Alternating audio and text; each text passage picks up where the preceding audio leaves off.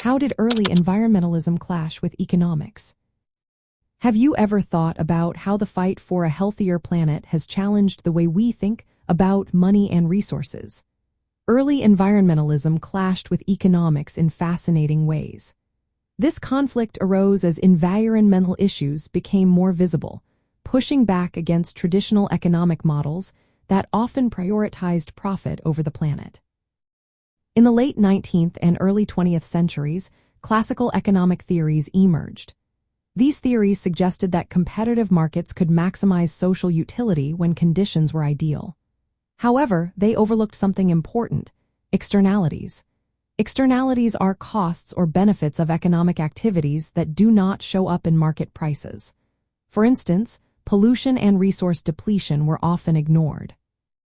Early environmentalists pointed out that economic activities frequently turned public goods, like clean air and water, into private profits.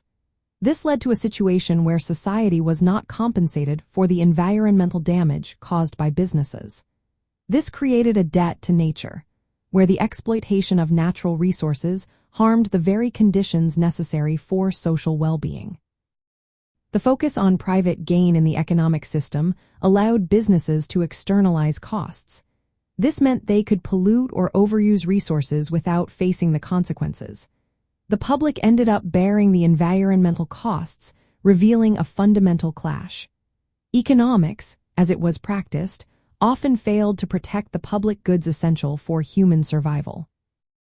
Moreover, early environmentalism questioned the belief that technological progress and economic growth were always in harmony with environmental health.